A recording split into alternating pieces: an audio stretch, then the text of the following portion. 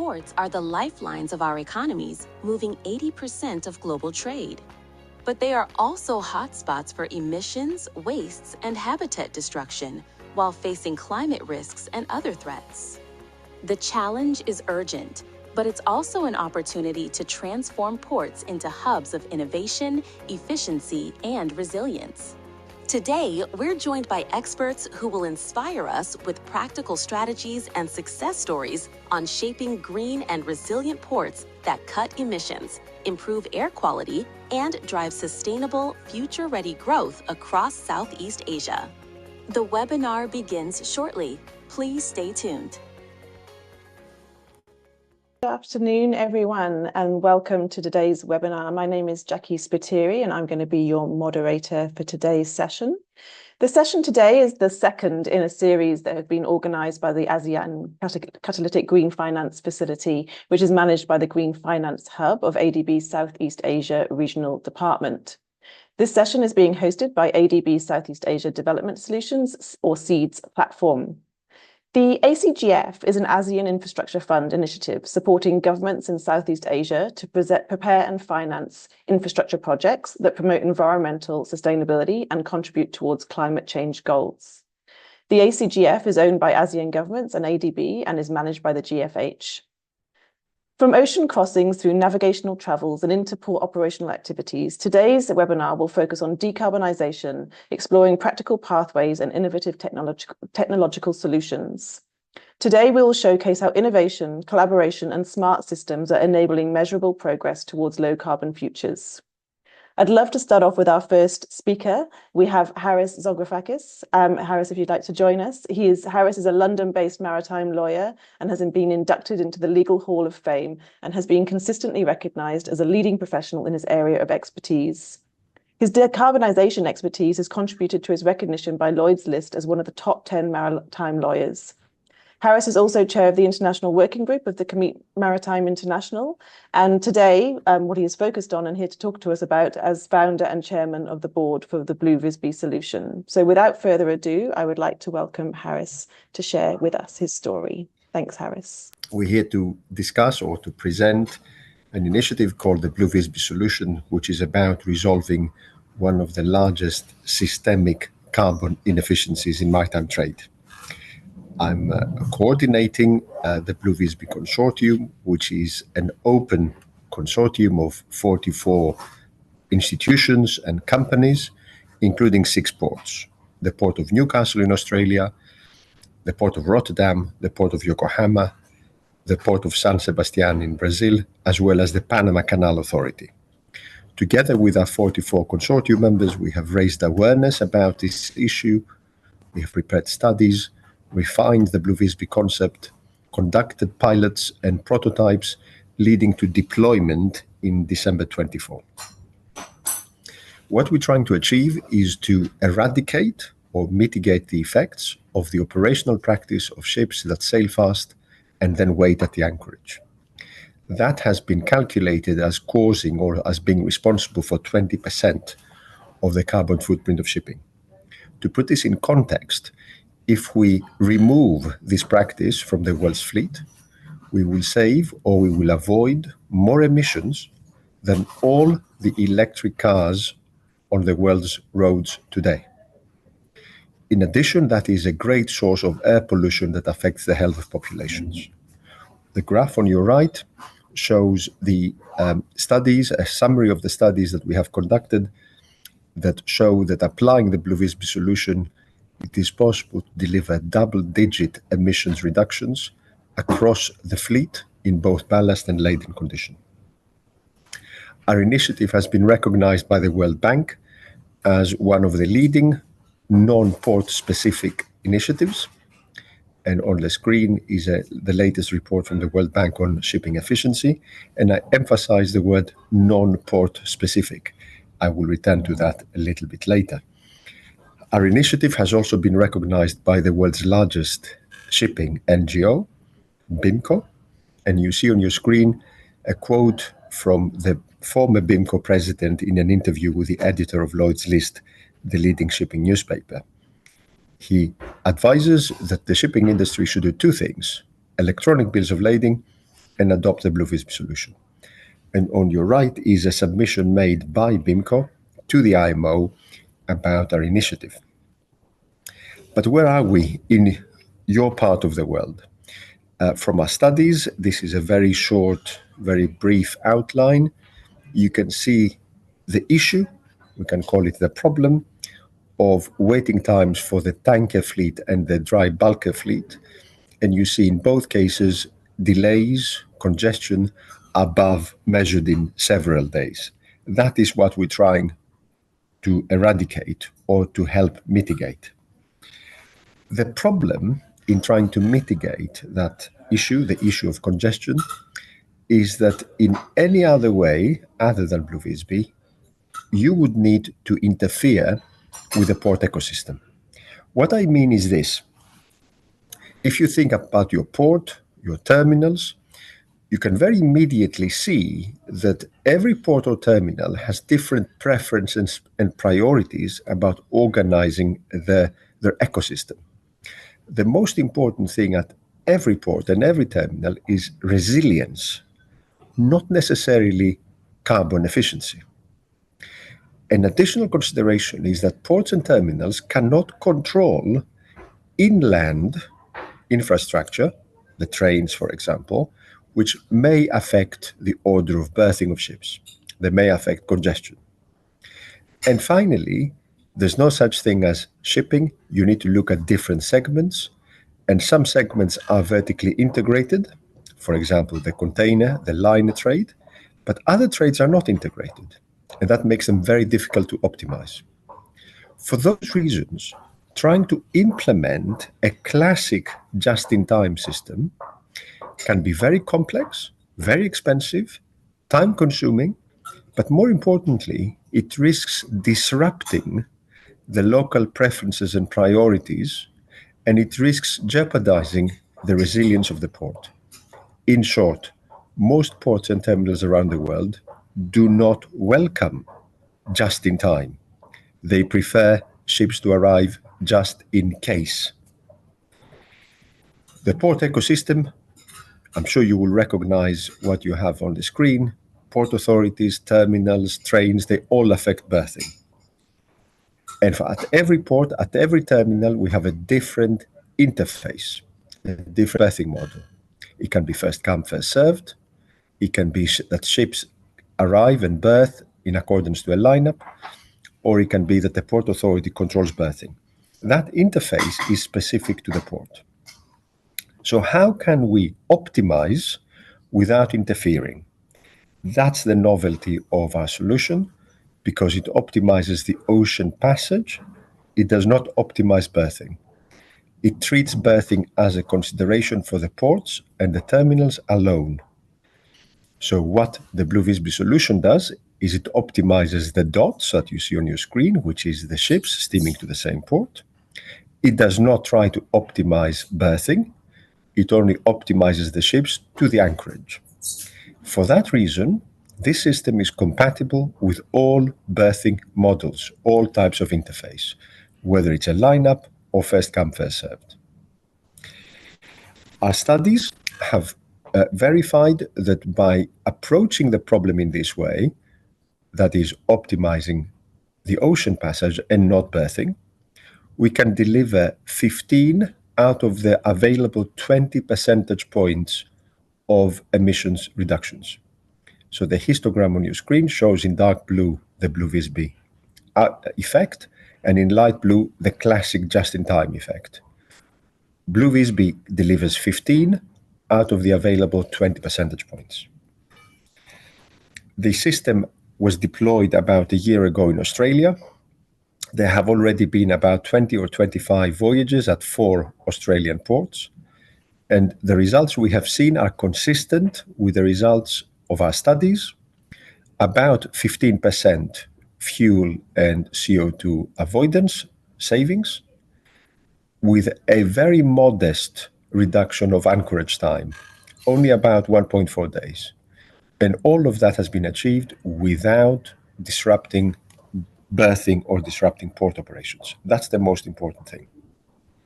The benefits for the ship owners, for the charterers, for the cargo shippers, for the receivers. The main benefit is they get 15% reduction in whatever metric they use. Ship owners use CII, traders use EEOI or Scope 3, different metrics, but see benefit. And the system delivers that without the need for capital expenditure on the part of the ship owner or the charterer. A key aspect of our solution is that we have a benefit sharing methodology. We call that Blue GA, which incentivizes performance, incentivizes participation. The environment gets immediate savings, reductions in greenhouse gas, but there are also co-benefits, ancillary benefits. Our consortium member, Ocean Conservancy, has calculated that we can deliver about 40% reduction in underwater radiated noise and whale strike risk. And a very important study by the Hong Kong University of Science and Technology told us that we can get meaningful reductions in not only local air pollution, but global air pollution. Now, from the perspective of ports, which is perhaps most important here, the key benefit is emissions reductions without interfering with berthing. Safety improvements, because you have fewer ships at the anchorage. A significant reduction in local air pollution, because you have fewer ships at the anchorage. Improvement in Scope 3, if you measure that. But also, the port will get visibility of the vessels, not in the last 1 or 2 or 3 days, but throughout their ocean passage to the port. Ports that use the Blue Visby system have a competitive advantage because the port is more attractive in terms of financial result and in terms of carbon result for the users of the ports. So that was all from me. If you would like to know more about the consortium, if you're interested in joining the consortium, please do get in touch, and I will hand over to Jackie. Thank you very much. Thank you so much, Harris, for that really insightful presentation on the Blue Visby solution. And certainly some of those pilot examples are showing what can be done through the ocean passage. We're now going to move from the ocean passage through to the navigation channel of the port. So we're taking a bit of a journey today. If you do have any questions for Harris, please do feel free to pop those in the chat. And we'll also be having Q&A at the end of today's session. But moving forward, as we move into the navigational channel, I would like to introduce our next speaker, Brendan Curtis. Brendan is the Chief Commercial Officer and Senior Energy Engineer with OMC International. He is a chartered engineer and a certified practicing accountant, also holding an MBA. As Chief Commercial Officer at OMC, Brendan brings over 2 decades of experience working with ports and shipping operators globally. He specializes in implementing digital technologies to enhance operational efficiency, sustainability, and resilience, all while improving navigational safety. So I'd like to hand over to Brendan to take us through his presentation today. Thank you so much, Brendan. Thank you, Jackie, and thank you, Harris, for the introductory presentation, which I think leads really nicely into what I'll be presenting. So I'm just sharing my screen there. I trust it can be seen. So I'm with OMC International, and we have a range of solutions that are focused on port optimization and risk management. The key technology that we'll be discussing today is the DUKC, or Dynamic Underkeel Clearance System. It's a concept that was pioneered by the founder of the organisation 32 years ago now. So whilst the concept has been around for a long time, the technology continues to evolve, and it's possibly a new concept to many in the audience today.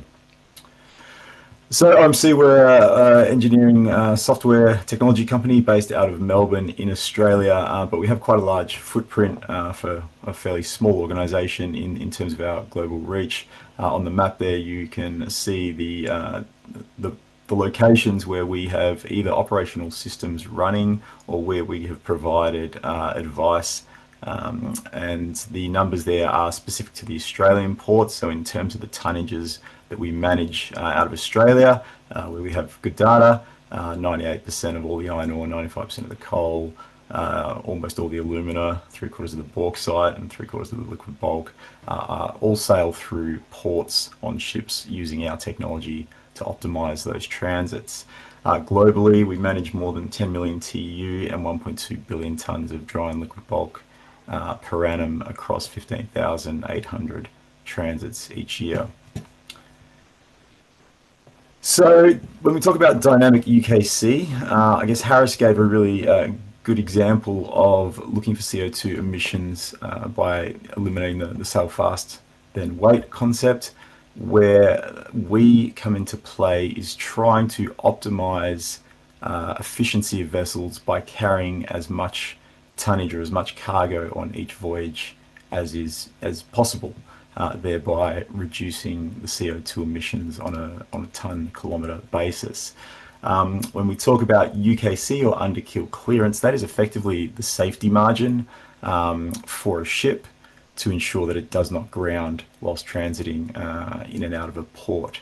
And the reality is that globally, most ports calculate this safety margin today the same way that they have always done. What our technology does, the DKC system, is modernize this process by utilizing a digital twin of the port, high resolution information, including bathymetric data and measured environmental conditions. We integrate AI to enhance the environmental forecasts that are being used throughout that system, and we used advanced hydrodynamic models to accurately calculate expected vessel motions. This technology allows us to ensure that the vessel has the required safety margin or under keel clearance for its voyage and therefore will not ground. So we eliminate the risk of grounding, but we ensure also that it doesn't have an unnecessary conservative safety margin, and thereby enabling the ship to carry the maximum amount of cargo based on the specific type of ship that it is and the environmental conditions that it will be sailing at on the day. So we have been able to deliver over 32 years larger, deeper vessels, increased cargoes, wider sailing windows. We can reduce delays for ships arriving into berth and departing the port.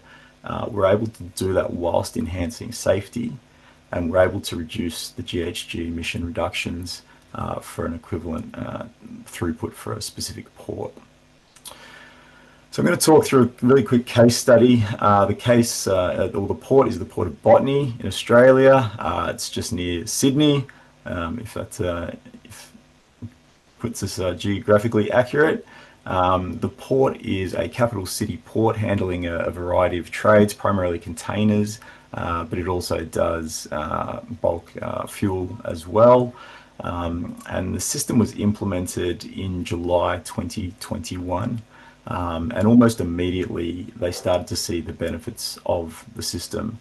So on the screen there are a number of records that the port was able to achieve using the DKC system following implementation. So they were able to achieve their deepest tanker into one of their fuel berths, and that was within weeks of implementing the technology. So the benefits they achieved were almost immediate.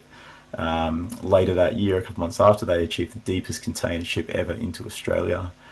They then broke the record again for the deepest tanker, and then again broke the record for the deepest container vessel into Australia. They've also achieved the largest displacement vessel, the vessel with the most containers, and the largest LOA vessel into a port. So the implementation of the technology allowed the port to achieve these results, and thereby just increase the efficiency of the port operations on a vessel-by-vessel basis. Following implementation of the DKC, the port undertook a post-implementation review, comparing a number of transits using the system versus what would have been achieved without the system. The average increase in the sailing draft realised by the port was 67 centimetres. They found that 60% of vessels achieved more than half a metre additional draft. The way to think about an increase in draft is that it also increases the available sailing windows for a port. And so the vessel is able to sail with less tide than it otherwise would, and this therefore increases the amount of opportunity for that vessel to arrive or to depart the berth, thereby increasing the efficiency of the operations. So the channel accessibility from that regard increased by 6 hours on an average spring tide, and by more than 10 hours for an average neap tide. And so that again just added operational flexibility for the port to enable vessels to move in and out more efficiently. So increasing drafts leads to a reduction in the CO2 emissions when looked at it on a grams per tonne kilometre basis, so effectively on a work basis. So for Botany, OMC has partnered with a terminal operator, and the DUKC was used to advise that terminal operator of optimal inbound arrival drafts for their vessels. And the benefits that they've been able to achieve equate to a 6 to 7% reduction in emissions. To put that into perspective, for a single voyage for a vessel, this was an LR2 tanker in this case, arriving from the Middle East, arriving to Botany. For a single voyage, the emission reductions equates to driving around Australia 87 times, which for anyone who's been to Australia will hopefully appreciate that that is quite a distance. That is just one case study that I had time to present, but we have numerous others where we could look through the results and come up with similar scenarios. A couple of others here, a port in the UAE, a bulk port, is able to avoid 100,000 tonnes of CO2 emissions by loading additional cargo onto each vessel, and thereby reducing the total number of ships required to achieve the same freight task. In Abbott Point, again another bulk export terminal, was able to increase their drafts significantly using the DKC and eliminate 140,000 tonnes of CO2 emissions, and increasing port throughput by 4.4% without any additional CO2 emission. And the Port of Fremantle, similar to Botany, it's another capital city port doing bulk, fuel and container vessels, and they were able to achieve a 5% reduction in their CO2 emissions for inbound tankers using a similar methodology presented at Botany. So Jackie, that's all I had in terms of the presentation and case studies, and happy to discuss on the panel later.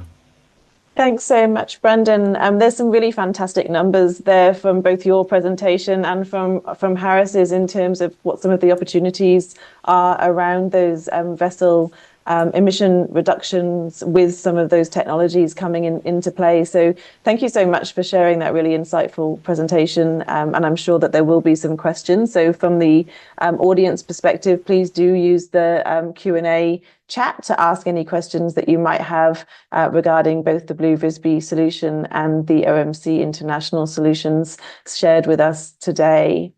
For our next speaker, we're moving away from the ocean crossing and away from the navigational channels, or not completely away from the navigational channels, but we're going to kind of move into kind of more on-water operations. And I'd really like to invite Lauren Lambert to join us on the panel today. Lauren is the Environmental and Sustainability Business Partner with NRMA. She has a marine science background and a passion for driving practical climate-related solutions. Lauren works alongside the Manly Fast Ferry team to support emission reduction efforts through efficiency initiatives. Lauren brings experience from sustainability roles spanning across retail and government entities, and will share real-world insights, challenges and opportunities in the ferry sector's journey towards lower emissions. So Lauren, please take to the stage, and we'll look forward to your presentation. Thank you, Jackie. Thanks for the introduction. Sounds very professional on the screen. So hi, everyone. My name is Lauren Lambert. I am an environmental business partner here at the NRMA. Today, I'm going to be sharing with you just how the Manly Fast Ferry has looked to operational efficiency and continuous innovation on the water. So these are just a few of the things that I'll be going through today, so I'm not going to spend too much time on that. But before we jump in, I really want to start by setting the scene and talking about the global impact of marine emissions and why the pressure to change right now is just so strong. So the real scale of the issue is that the maritime sector alone contributes to nearly 3% of global greenhouse gas emissions. And we know these continue to be on the rise. That means we cannot afford to sit back and do nothing. With increasing pressure on the industry through IMO regulations, ESG reporting requirements, and even discussions around future carbon pricing, we know that the time for transition is now. There are already opportunities out there for us, and even small operators can lead with scalable solutions, and that's what we will be exploring today. Improving operational efficiency isn't just about cost savings, it's about resilience and unlocking co-benefits like reliability. The pressure has never been more clear. Rising emissions, regulatory complexity, and growing expectations. But the question is, how do we respond? And that's where innovation and collaboration come in. So you might be thinking, we already knew all of that. So what could I be possibly sharing with you today? Well, here at the NRMA, we operate the Manly Fast Ferry. And the Manly Fast Ferry plays an important role in Sydney's transport network. We transport over 3.4 million passengers a year across none other than the famous Sydney Harbour. And as a contracted fast ferry service, we have to complete our trips in less than 20 minutes. This means that our service is designed on both speed and reliability, which is critical for our commuters and customers alike. This high-speed, high-frequency service means that our vessels are continuously running with high engine loads and little to no downtime, which brings unique challenges when it comes to emissions and fuel efficiency. That's why innovation is so important to us. So solutions didn't just come knocking on our door, and we knew we had to make changes due to the many factors currently challenging and shaping our operations. Fuel costs are continuing to rise here in Australia, and just like many marine operators, it is often our single largest operating expense. This means that we knew we could translate every litre of fuel saved directly into cost savings. Operators are also facing increasing pressures to reduce emissions. These pressures are coming from regulators, internal corporate sustainability targets, but even the communities and passengers that we serve. As Manly Fast Ferry provides quick services and turnarounds, we know that we also have to be supported by the ports and wharves that we enter. All of these pressures are interconnected. They affect cost, compliance, reputation, and operational performance. And they're exactly why we've focused on operational efficiency and innovation as our pathway forward. Like many operators, we saw hydrogen as our promising pathway. Zero emissions at the tailpipe and likely to have alignment with future fuel standards, as well as a bold signal of intent that we were ready to be leaders. But as we moved from concept to feasibility, the realities of hydrogen deployment became crystal clear. We didn't have the supply of hydrogen in the quantities that we needed it in, and the distribution network across Australia is still in its infancy. Not to mention that the source of this hydrogen is operating out of a completely different state. So regulation also isn't quite ready, which meant that the process of retrofitting would lead to a long-winded process of applications and approvals. But we knew we couldn't shelve our sustainability ambitions just because it was too hard and that we were experiencing too many blockers. We knew we had to keep playing our part for the wider business that we sit in at the NRMA, as a group, we're aligned to meeting the group's commitments of a 30% reduction in our Scope 1 and Scope 2 emissions by 2030. All of this is why we had to change our focus and instead look to efficiency-driven solutions. We're now filling that gap that hydrogen left with practical, scalable solutions that drove efficiency. We have partnered with an Australian startup, Holbot, who have developed an autonomous hull cleaning robot. Since we began working with them at the end of 2023, we've seen a 10% improvement in our fuel efficiency across our fleet. Through regular cleaning, we have clearly seen the reduction of biofoul firsthand, but it's also allowed us to continue to clean our hulls twice a week without relying on biennial dry docking or in-water cleaning labour costs.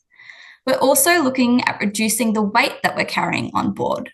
So we currently carry 7 tonnes of both water and fuel, and we're aiming to reduce these by 25% and 50% respectively. This simple change is expected to lead to a reduced fuel burn by 3%. We're optimising our trips, and you may think that we're just a ferry service that runs the same route, but there is so much opportunity here that we are continuously exploring. We are working with an external provider that has delivered smart, active technology that improves our routing and speed every second.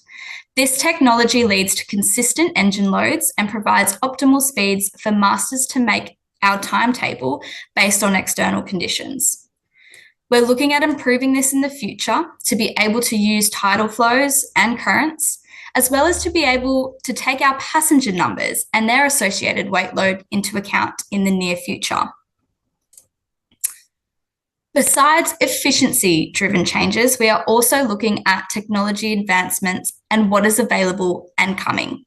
We have currently replaced the propellers on one of our vessels with a new and unique design, which has been proven to assist in the reduction of drag, and it's already showing us an 8% reduction in fuel. We're also continuing to explore biodiesel and are working with the industry through working groups to make sure that we're engaging with the right people. We are also focused on ensuring that the fuel industry knows that the marine industry in Australia is interested in this as a fuel source. We're continuously investigating new technology across our engines to make sure that we're prepared and ahead of the curve just for when we might need it. And we have been utilising shore power at our berth for all of our onboard systems, but we're continuously exploring other ways we can improve. We value collaboration across our industry, and we work hard to be a leader that isn't afraid to try new technology, but also to be able to provide input and lessons learned on results where we need to. By working with startups and trialling new innovations, we are accelerating uptake and validating solutions. Shared expertise reduces risks across the entire industry and can also speed up the development of these initiatives. We participate in the Marine Emissions Reduction Coalition here in Australia, which has accelerated our knowledge and influence across the sector. As an active member, we continuously contribute to case studies and are able to provide operational insight. Not only does being a member of MERC shape strategies, but it bridges the government and private sectors to assist in unlocking funding opportunities as well as regulations. As we at Manly Fast Ferry are one of 2 marine entities under the NRMA group, we know we are supporting the NRMA's wider decarbonisation roadmap by trialling and scaling this innovation. We know that industry is looking at and asking for technology that is proven to be effective and scalable. Therefore, we need to look at opportunities to support the shift to go electric, as well as investment in digital solutions that help with routing and optimization, and smart autonomous systems that can directly contribute to immediate savings. To support a lot of that, ports and wharves alike need to innovate at the same time, because industry needs more smart infrastructure. So, where do we go from here? Our work on operational efficiency has delivered real benefits, but it's only the first step. We know that efficiency alone won't get us to net zero by 2050. And yes, we know the maritime sector is hard to abate, but it's also critical to decarbonise. We know we're not alone in this journey as innovation continues to scale at a rapid pace. And we know that we need to keep proving that there are solutions that work in the real world.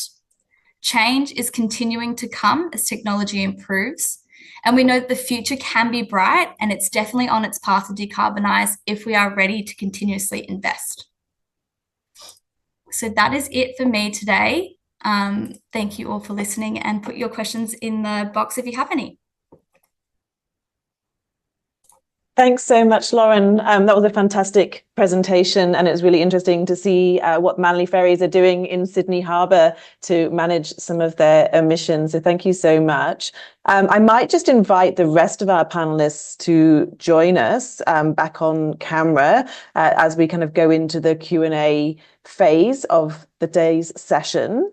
So we do have a couple of questions in the Q&A, so I will go to those first. But as the audience may have other questions based on the 3 presentations that you've seen today, please don't hesitate. We would encourage you to put your questions in the Q&A box. And Lauren, whilst you're still fresh from your presentation, we might kick off with you. And I know you may have kind of alluded towards this towards the end of your presentation, but we do have a question there around have Manly fast ferries considered electric ferries? Yes, we have considered it. We actually currently are utilising an electric vessel, which is a lot smaller, but we use it for our maintenance. And this is because we trialled this vessel to see if we could optimize some ferry services with it. And unfortunately, right now, with the infrastructure that we would need, it is just not feasible given our fast ferry network and timetable that we have to meet. But it is something that we continuously look towards. And hopefully one day in the future, that is somewhere we'll be.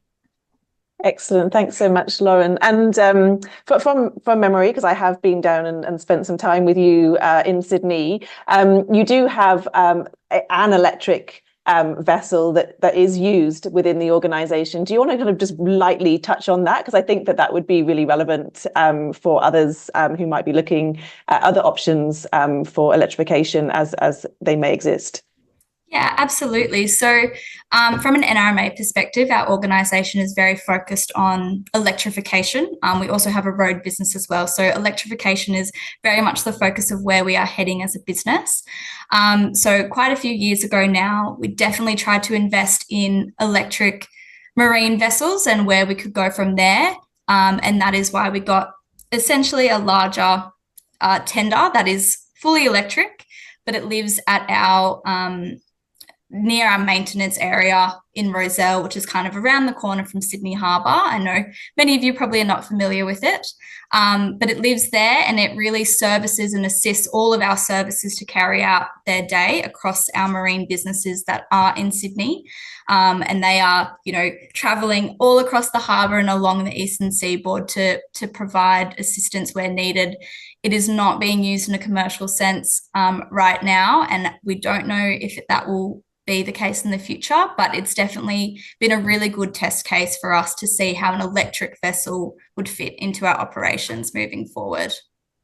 Thanks, Lauren. And I think that's a really excellent example. And, maintenance does form part of the overall emissions footprint of an organisation. And so, maybe not commercialised use at this point, but definitely support for your operations. So thanks so much for sharing that. We do have another open question on the chat for Brendan, and you may or may not be able to answer this one straight off the bat. But Brendan, what is the economics of the solution?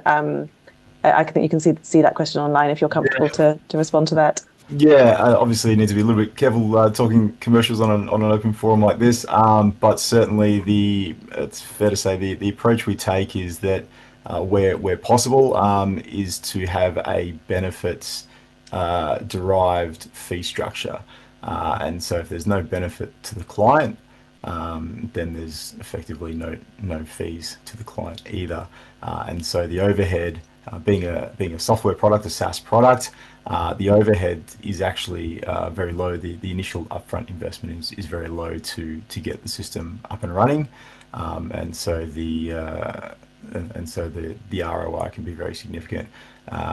We've had feedback from some clients where they're able to bring a vessel in, and the demurrage that they saved on a single vessel, they've told us covered the cost of their cost for the system for a year. So that's the sort of ROI that can be realised. It's obviously dependent on each individual port and each individual shippers or clients' unique arrangements, but certainly the operations are flexible enough to ensure that there is value for the shipper, and we have clients running everything from a couple of dozen ships a year up to the world's largest bulk export ports, doing 3,000 voyages and 600 million tonnes per annum. Thanks so much, Brendan, for navigating that question as well as you have. And I think for more further detailed questions around commercialities for your specific situation, then I'd recommend reaching out directly to Brendan at OMC offline, and I'm sure he can help you further. So Harris, I mean, this whole session is really focused on green and resilient ports, and every one of our speakers has mentioned resilience today. What do you see as resilience from a BV perspective, BVSB perspective?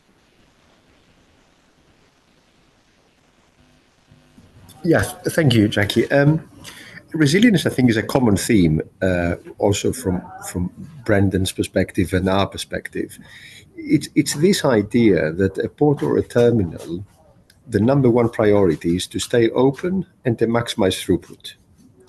So in that sense, anything we do on the ship side will need to aid the ability of the port to operate. If we try to optimize perfectly a just-in-time concept, that risks the resilience of the port. I had one harbour master at a large port tell me one day that for him the definition of happiness is to wake up every morning, open his window and see 50 ships waiting. Now, it doesn't have to be 50 ships, but there have to be some ships waiting. Similarly, if you're in a grains environment, a grains port, you need to allow time for ships to clean their holds. So you cannot afford a just-in-time arrival. That's what resilience looks like. Thank you, Harris. That was really insightful and interesting to understand what makes harbour masters happy when they wake up in the morning. So thank you for sharing that. Maybe we'll stay on the topic of resilience and hopefully, Lauren and Brendan, you don't mind me throwing this out. But from your perspective, from your specific operations perspective, what do you see as being resilient? So maybe Lauren, with you first, you can talk to what is resilience for Manly Fast Ferry and the NRMA? Yeah, I would love to talk about resilience, and I think it's very fitting right now as Australia really moves into regulation in terms of sustainability and environment, and we're all going to be publicly talking about our emissions and what we are doing to actively abate those. So resilience really to Manly Fast Ferry. Our passenger network is very passionate. They all, live on a beautiful beachline coast, and that's how they travel to work. They enjoy being out and about. The pressure really from them to us pushes how we react and how we move forward as an industry. But also, I guess, the landscape in Australia is ever changing, and the pressure and demand that we get from both regulation but also our business as well is really pushing us to make sure we're prepared for what is coming next, and we are constantly innovating and looking at those solutions that are in the pipeline to be able to shift when we need to and be prepared for those changes. Yeah, absolutely, Lauren. And a really good point that you make in terms around those kind of mandatory disclosures. So, at a global level, we've seen the ISSB come into play with the climate-related financial disclosures. And obviously, Australia have taken that up, as have other regions. And I think only just this week, I noticed that the Philippines in Southeast Asia have also taken up those mandatory disclosures. And that will be an evolving space across Southeast Asia, I am sure. So, yeah, a really good point there, raising that. Maybe Brendan, from your perspective, what's resilience for OMC International? Yeah, I guess in the where we play in terms of port operations, and we are focused on safe and efficient shipping and port operations. Resilience, or the concern from our clients is really often around the fact that there's bigger ships coming. They're often dealing potentially with aging infrastructure. The procedures, the rules, the ways of doing things are often unchanged from 20, 30, 40, maybe 50 years ago. And so you end up with this potential disconnect between the way that the port has traditionally run and the environment that they're now operating in terms of the vessels that are arriving. And then you throw on top of that the implications of climate change. So if we're now looking at more frequent or storms or inclement weather, it's how does a port operate with that, and other rules and operating procedures that they have still fit for purpose given the changes to the operating environment. And so we see our technology as being able to support ports and harbour masters and pilots and terminal operators to ensure they can still optimize their operations for whatever the conditions are, but ensure that they're doing that safely through the use of the technology. Absolutely. And I think that really does kind of just drive home the need to really understand, what are your kind of climate related risks, and not always just risks, opportunities, right? So, really understanding your operations, your value chain, and what are those kind of, I guess, location specific climate related risks, but then also kind of more broadly, how is that impacting your supply chain? So thanks so much, everyone, for sharing your views on what is resilience, and I'm sure the audience can resonate with quite a lot of that. We do have a champion question asker online, so thank you for our single question answer today. If there are broader questions from the audience, please do not hesitate to pop them in the Q&A. We'd love to hear from you. But Lauren, if there's another one for you, if you don't mind, but have Manly Ferries or NMRA considered vertical integration into the fuel supply chain, specifically for green hydrogen? So we're currently sitting in a working group at the moment to really figure out what the next steps look like for alternative fuels here in Australia, specifically in the marine sector. There's been a lot of talk on investment and all of that, but really right now what's letting us down, what's been a big blocker, is just supply and getting that supply to us. So distribution is a major thing. Australia is a massive country, and getting things from one side to the other, if we go back to Brendan's nice map of Australia before, is really difficult and very expensive, and often sometimes negates the savings that we'd experience in the emissions anyways. It definitely is an area we will hopefully start playing a little bit more in. But as I mentioned before, we do have 6 vessels, so our buying power is very, very little, unfortunately. But that's why we sit in our coalitions like Merck to really bolster our influence in that space and try and get some other organisations on board with us. I hope that answers that question, Jackie. Thanks, Lauren. I really appreciate your response there.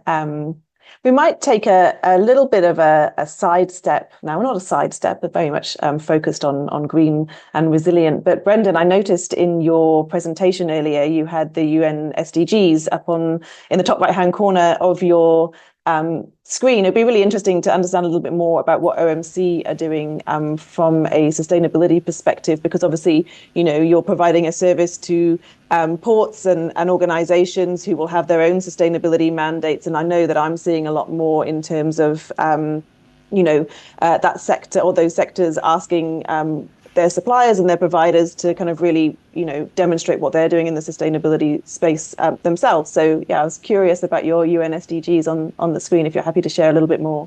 Yeah, thanks, Jackie. So I guess historically, the use case for our technology has primarily been around increasing efficiency and throughput. There's always a safety element to that as well. But then, as you say, there's been a high focus on the SDGs, or at least the SDGs provide a framework to think about sustainability. And so we went through the process of trying to understand how is it that we help, or how do efficiency and safety gains actually translate to the UN SDGs. And that's where the focus on those came through. So in terms of reducing CO2 emissions through increased throughput, we also assist ports in reducing the amount of dredging that they need to do to maintain an equivalent throughput, and those numbers can be significant. There was a case study out of New Zealand where we reduced the dredging volumes by just over 40%, and there's other examples as well. So that again is a really significant part, which historically may have always just been thought of as a cost saving, but I think now the industry is starting to recognise the sustainability approach to that. But as a supplier as well, we also wanted to ensure that we are managing our own sustainability journey as well. And so we went through the process of developing a sustainability value proposition, looking at the ways that we, as an organisation, what are our energy consumption and what approaches can we take to minimise those, but also broadening that out then in terms of the other elements like gender diversity and cybersecurity as well. They all feed into that broader sustainability perspective when you look at it from the United Nations SDGs. And so we have a document that sort of drives our processes around those. No, that's excellent. And it's really great to acknowledge those kind of broader sustainability aspects, such as the diversity and the cybersecurity components, because it really does all fall under the same umbrella. And I think, when you're talking about those co-benefits for the solutions that you're providing in terms of reduced dredging and that having an environmental benefit, it's not too dissimilar from what Harris was describing, in terms of his solution, where there's additional co-benefits for noise and whale strike reductions. And so it's really great to see two technologies that weren't necessarily developed to create those sorts of solutions, but inadvertently have. So thanks so much for sharing a little bit more insight into OMC's sustainability journey and how it's tackling that. Maybe back to yourself, Harris, and maybe kind of focusing on Southeast Asia. How do you think that ports can integrate arrival management data into their decarbonisation planning? Well, first of all, the important thing is to recognise the effect that by optimising the arrival, a port can help deliver double-digit savings. Once you recognize that, then the question is, how do you do it? And then you have two options. One is to invest in implementing some sort of perfect, integrated, just-in-time system. And I hasten to add that doesn't exist anywhere in the world. The Port of Newcastle is the closest we've reached, and they're pioneer in that sense. But even the advanced ports of Western Europe, if you take Rotterdam, for example, or Hamburg, their optimization doesn't go very far out into the ocean, maybe 24, 48, 72 hours out. So trying to resolve the problem of optimizing land and optimizing the oceans, that is an impossibility for any port, and especially those in Southeast Asia. So the best way to do is to separate the two, so that ports and terminals in Southeast Asia try to optimize their affairs, the ecosystem on land, and Blue Visby optimizes the ocean. It's the most efficient, the most sensible way of doing it. Yeah, absolutely. So you're kind of dividing up the journey, I suppose, into kind of key segments and having different kind of approaches to manage each of those segments. And it's really, exactly, I guess, important to note that it doesn't just stop at the port. It does go onwards into the land side, transportation and logistics and infrastructure as well. And so it's kind of that continuous ripple effect, but kind of carving it up into those key sections and focusing on ocean passage or port. Is the way forward. No, thank you so much for sharing that, Harris. I do appreciate that.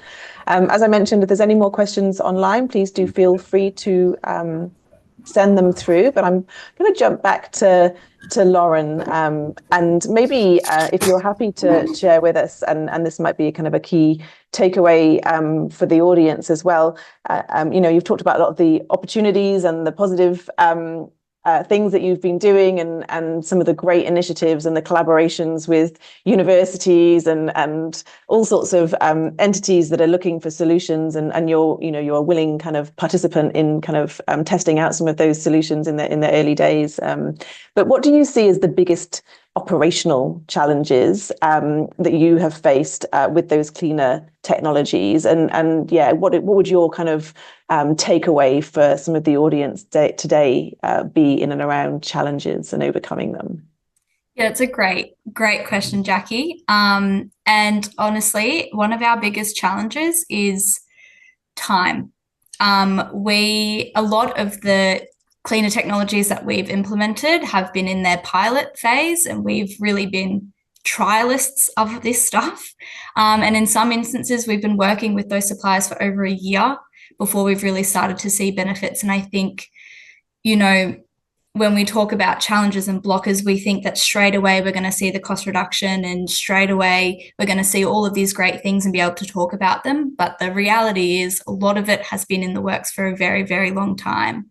And we've been sitting in the background really trying to figure out just how we can optimize what we're doing to get the result that we thought we would get straight away. So that really to us has been very eye-opening. And I think to any operator of a vessel needs to kind of take that into consideration when they're implementing new technology, that it is not going to be perfect from day one. And it is going to take a lot of time invested to get the output that you're looking for. And I guess another thing, and this is probably on everyone's mind, and it's definitely on ours, but it's just initial cost.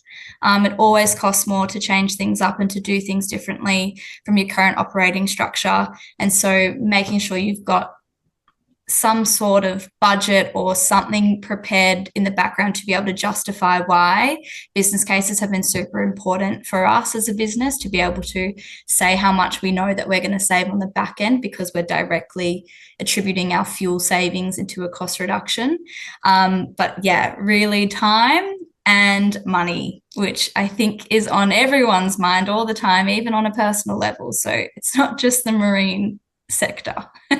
Yeah, no, absolutely. So having patience while these things are trialed and integrated, and things don't just happen overnight necessarily, and kind of sticking with it to kind of see the results, but then also kind of yes, the business case stacking up. So it's great that we're seeing emissions reduction, but then also the kind of cost savings and then potential payback periods that kind of sit in and around that. And I think that's something that the Blue Visby solution has demonstrated really nicely with the fuel savings costs and the split incentives there that enable that kind of benefit sharing and enable that collaboration across all stakeholders that have a role to play in that regard. So yeah, definitely an important aspect is the business case.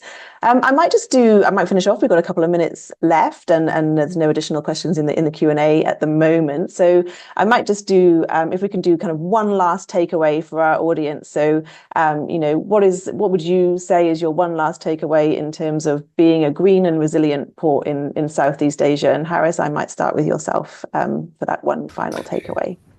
Well, it's been fascinating to hear Brendan and Lauren, because there's the common theme of resilience, that whatever we do, we should not upset the way ports operate and ships operate. That's a common theme. Efficiency, but efficiency has to make commercial sense. And if it doesn't, then we can forget about it. We need to move beyond this idea that there are magic solutions and that people will do things even if they have to lose money. That will not happen. Thank you, Harris. And maybe Brendan, across to yourself. Yeah, I think there's enormous opportunity for Southeast Asia to benefit from the work that's been done, or the lessons that have been learned elsewhere already.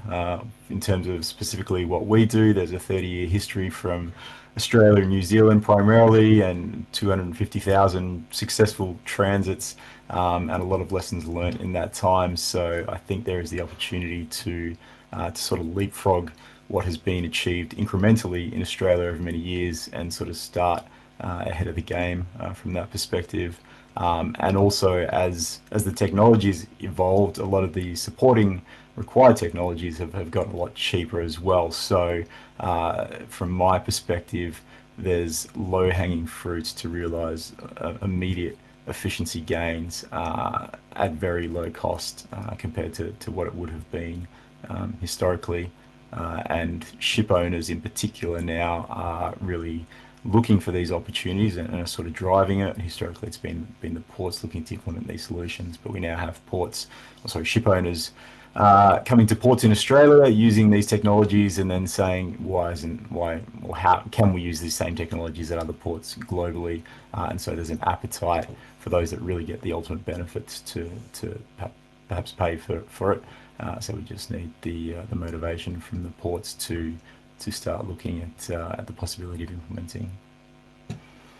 Yeah, no, that's excellent. And I really love, that, like, listening to the lessons already learned and not starting from scratch, and that knowledge sharing piece, and kind of really learning it from others, so that you don't start from the beginning and you do kind of pay attention to some of those previous experiences. And I think, that's the purpose of these webinars, to share experience, and hopefully that's going to go some way to contributing to how others are going to start addressing resilience and green ports. But maybe Lauren, last key takeaway from yourself.